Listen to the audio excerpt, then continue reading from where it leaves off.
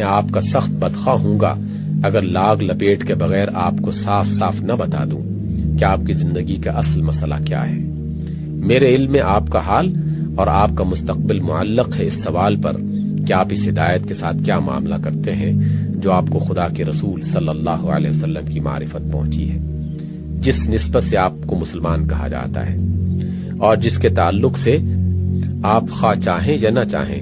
بہرحال دنیا میں اسلام کے نمائندے قرار پائے ہیں۔ اگر آپ اس کی صحیح پیروی کریں اور اپنے قول و عمل سے اس کی سچی شہادت دیں اور آپ کے اجتماعی کردار میں بھی پورے اسلام کا ٹھیک ٹھیک مظاہرہ ہونے لگے تو آپ دنیا میں سربلند اور آخرت میں سرخرو ہو کر رہیں گے۔ خوف اور حزن، ذلت اور مسکنت، مغلوبی اور محکومی کی یہ سیاہ بادل جو آپ پر چھائے ہوئے ہیں چند سال کے اندر چھٹ جائیں گے۔ آپ کی دعوت حق اور سیرت صالحہ دلوں کو اور دماغوں کو متاثر کرتی چلی جائے گی۔ آپ کی ساکھ اور دھاک دنیا پر بیٹھتی جائے گی، انصاف کی امیدیں آپ سے وابستہ کی جائیں گی، بھروسہ آپ کی امانت و دیانت پر کیا جائے گا، سند آپ کے قول کی لائی جائے گی، بھلائی کی توقعات آپ سے باندھی جائیں گی، ائمہ کفر کی کوئی ساکھ آپ کے مقابلے میں باقی نہ رہ جائے گی، ان کے تمام فلسفے اور سیاسی و معاشی نظریے آپ کی سچائی اور راست روی کے مقابلے میں جھوٹے ملمہ ثابت ہوں گے۔ جو طاقتیں آج ان کے کیمپ میں نظر آ رہی ہیں ٹوٹ ٹوٹ کر اسلام کے کیمپ میں آتی چلی جائیں گی، حتیٰ کہ ایک وقت وہ آئے گا جب کمیونزم خود ماسکو میں اپنے بچاؤ کے لیے پریشان ہوگا، سرمایہ دارانہ ڈیموکریسی خود واشنگٹن اور نیو یارک میں اپنے تحفظ کے لیے لرزہ بر اندام ہوگی، مادہ پرستانہ الحاد خود لندن اور پیرس کی یونیورسٹیوں میں جگہ پانے سے عاجز ہوگا،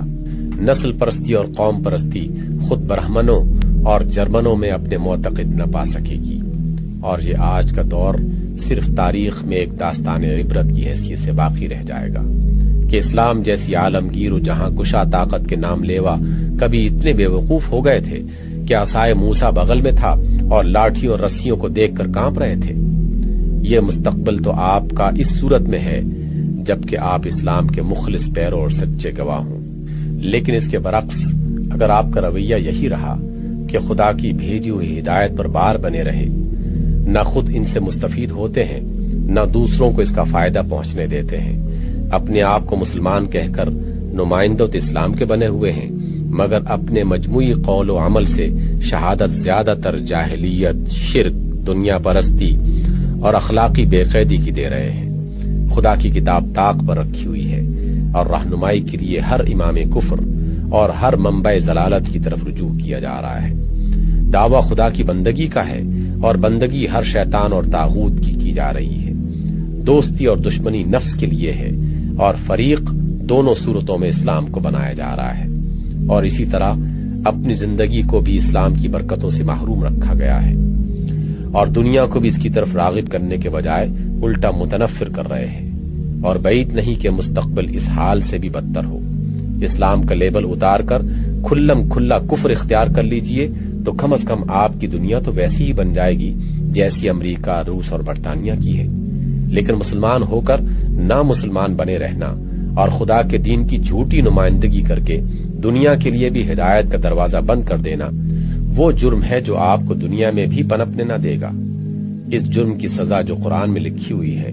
جس کا زندہ ثبوت یہودی قوم آپ کے سامنے موجود ہے، اس کو آپ ٹال نہیں سکتے۔ خواہ متحدہ قومیت کے احون البلیتین کو اختیار کریں